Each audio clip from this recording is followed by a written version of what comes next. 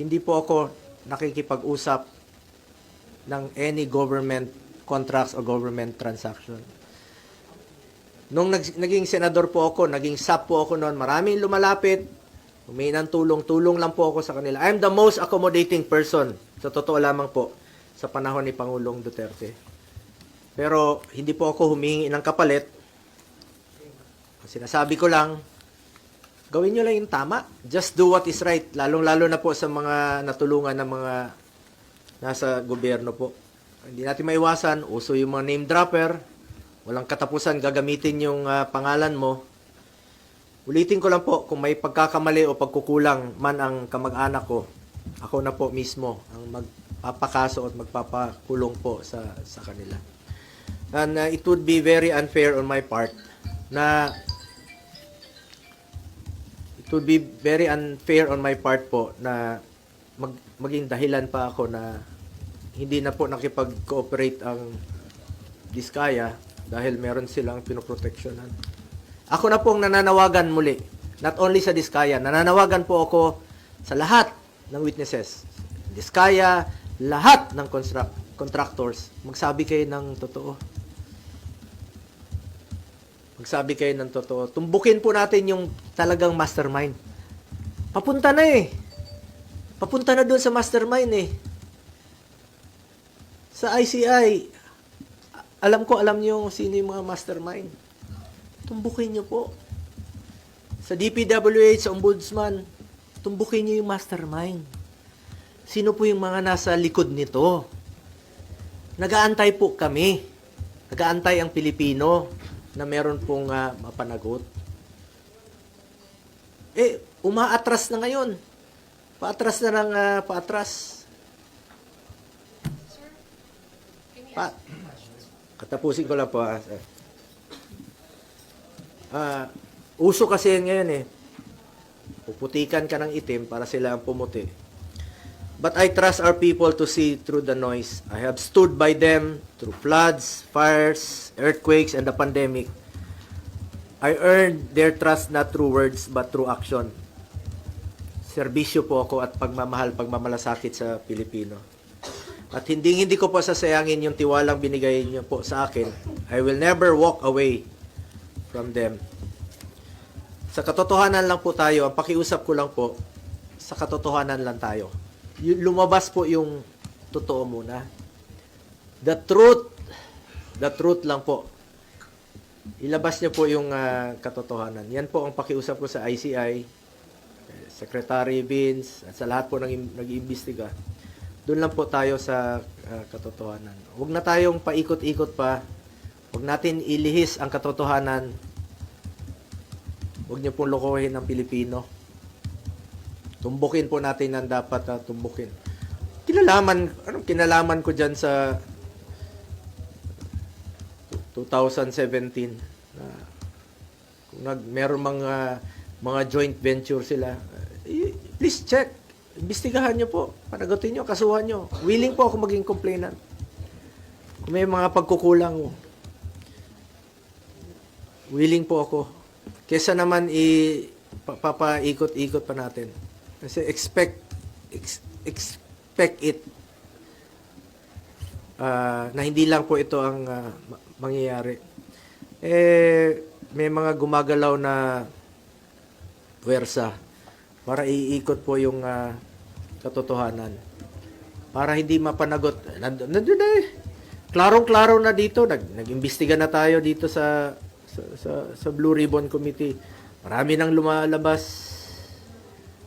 Ang dami-daming mga kongresista na sila mismo ang kontraktor. Sila mismo. Congressman talaga na kontraktor. Yung kontraktor talaga. Sila mismo. Kung layo ko dyan, ang kinalaman ko dyan, pigilan mo ba magnegosyo yung mga tao, mga kamag-anak? Hindi natin mapigilan. Basta walang kalokohan. Ayaw ko po ng kalokohan. Ever since, ayaw ko po ng kalokohan. At nakikiusap lang po ako sa lahat, no, sa DPWH, sa Ombudsman, sana po'y maging fair. Tumbukin natin ang katotohanan At sana naman po, wag naman po akong gawing dahilan na hindi mag-cooperate dahil merong tinatago at pinoproteksyonan. Ako na po ang nagsasabi. Ako po ang nagsasabi. Please lang, sabihin niyo po ang katotohanan. Katotohanan lamang po. Ilabas niyo po yung katotohanan. And let me repeat, hindi ko po kilala yung mga Diskaya. So, balikan ko yung joint venture na trabaho nila. Tingnan nyo kung tapos na. Kung napakinabangan naman ng taong bayan. Kung napakinabangan, may COA po. Trabaho ng COA yan to check kung tapos na po at napapakinabangan at meron bang problema. Kung may problema, kasuhan nyo po. Please. Ako na po nagsasabi, kasuhan nyo po. Wala po akong kinalaman dyan. Wala po akong pakialam dyan sa kahit na anong negosyo. Naka-focus lang po ako sa trabaho ko bilang senador. Sir, there are claims that the Discayas might be protecting you. You already said you don't know them, but is there any reason they could be protecting you at this time? Sabi ko nga, sabihin nilang totoo eh. Ako na po ang nagsasabi sa Diskaya, sabihin niyo yung totoo. Kasi biglang nalihis yung objective dito, ang tinutumbok natin dito, sino yung mga buhaya? Tinutumbok natin sino yung mga buhaya talaga, malapit na eh. Lumalabas naman eh. Yun ang hanapin ninyo, panagutin nyo, kasuhan nyo. Eh ngayon, bakit kayo atras? Ang layo eh. Ang layo ng inatrasan nyo, parang cover up na ang nangyayari. Tumbukin ninyo yung mastermind. Ang issue dito yung flood control at yung mga ghost projects. Bakit aatras ka ngayon? Kaya ako nananawagan sa lahat ng mga witnesses, magsabi kayo ng totoo. Wala kayong dapat itago. At wala silang dapat proteksyonan sa akin dahil wala po akong kinalaman. Hindi ko naman sila kilala. Hindi naman po ako nag-i-involve sa any government transactions. Di po ako nakikialam dyan. Wala pong makakapagturo na may kinausap po ako, nakisali ako sa any government transactions. Senador po ako. Trabaho lang po ako dito, nagsiservisyo lang po ako sa taong bayan. At hindi ko nga sasayangin yung tiwalang binigay ko po. Hindi ko sasayangin tiwalang binigay nyo sa akin. Mas problema tayo ngayon, mas gugulo ang bayan pag ilihis nyo po ang katotohanan. Marami pong nag-aantay sa ngayon. Malaman yung katotohanan at matumbok ang may kasalanan at may pananagutan dito sa mga ghost project, dito sa mga flood control projects po. But sir, would you be willing to cooperate with DPWH, Ombudsman, ICI, with the investigation Sabi ko nga, po? willing pa akong maging complainant eh. I'm willing na maging complainant kung meron po may kasalanan dito. Sabi ko, kahit kamag-anak ko, I don't care. Kung may kasalanan sila, kasuhan sila, ako pa maging complainant. Pag may pagkukulang sila, substandard, pagkukulang, panagutin sila. So, wag lang pong paatras yung investigasyon. Since ito ay nagpapalipert po pala yung kanina. Binabalik yung malapit na. Alam naman ng taong bayan, sabi ko nga, paakyat na eh. Lumalabas na sa mga hearings dito, sa investigation. Alam naman natin kung sino yung mga nagpupondo, sino yung mga totoong mga contractor, sino yung mga involved sa anomalous projects. Eh, lumalabas na yung katotohanan eh. Paakyat na paakyat eh. Habang paakyat, inililihis po sa katotohanan. Umaatras, binabalik sa administrasyon ni former President Duterte na wala naman pong basihan. Hindi ko naman sinasabi na perpekto yung administration ni former President Duterte noon. Pag may nababalitaan siyang involved sa corruption, tinatanggal naman niya. Hindi ko sinasabing perpekto.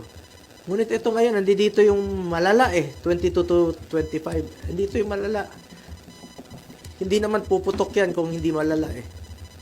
Sir, tingin yung target po kayo? You're being targeted? Sigurado. Kasi sabi ko nga, unti-unti na kaming ni-eliminate Identified with the past President Duterte, in-eliminate. Taong bayan na po ang humusga. Alam nyo naman kung sino yung nagtatrabaho. Alam nyo naman kung sino yung nagsiservisyo lang ng tama. At alam nyo po kung sino yung talagang totoong nagmamalasakit at nagmamahal sa Pilipino.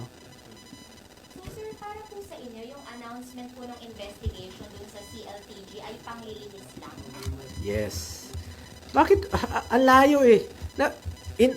Binuksan ko na yan dito. Ako na nga mismo eh. Tinanong ko na nga sila. Di ba tinanong ko na sa hearing? First hearing po ng Blue Ribbon Committee, isa yan sa aking unang tinanong. Naging transparent po ako. Una kong tinanong yan. Sabi ko, sa inyo, meron kayong joint venture? Yes. Tapos na? Yes. Napakinabangan? Yes. After 2 months, babalikan mo, tas sasabihin mo na hindi na nag-cooperate, pinoprotect siya. Open nga yun. Andyan bukas po yun sa hearing sa Senado.